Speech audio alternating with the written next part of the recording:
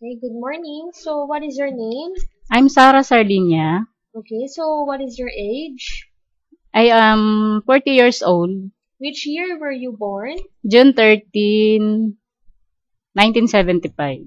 Do you have a valid work permit and H3 identity card? No, Do you have a valid passport? no, Okay, so do you smoke? no. Why do you want to work in Hong Kong? For my family, What is your hometown? La Paz Leyte, What is your level of education? high school graduate.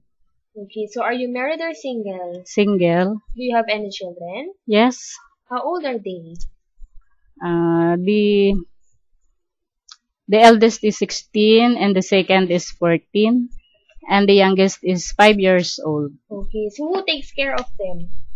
My husband and my mother. Okay, so how many people are you in the family?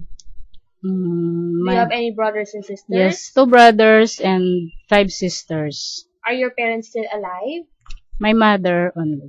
Okay, so do you have any financial commitments to support any or all of them? No, If they fall sick, who can take care of them?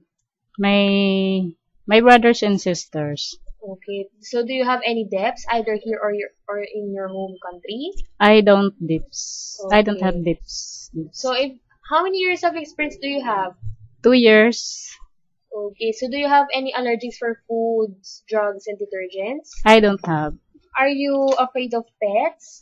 Yes. Okay, so how do you handle conflict with your previous employers? Discuss the problem. Okay, so do you accept no day offs but to be paid by your employer? Yes, I am. In your last place of employment, were both employers working? No. Okay, so what was your primarily health childcare or housework? Both.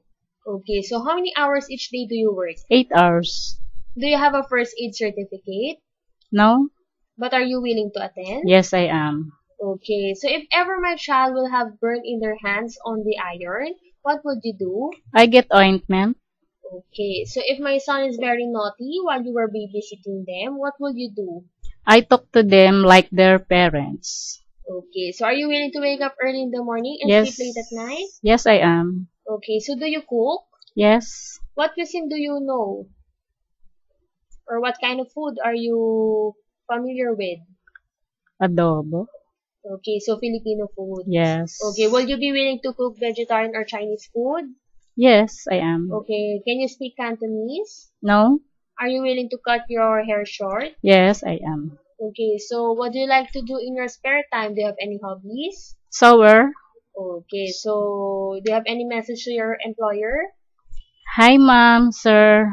I'm Sarah Sardinia, applying for a housemaid. I'm honest, sincere, truthworthy, and friendly, hoping you be part of your family. Thank you. Okay, so do you have any nursery rhyme? Please sing one nursery rhyme.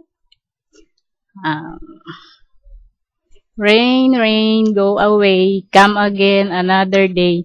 Little children wants to play. Rain, rain, go away. Okay, thank you.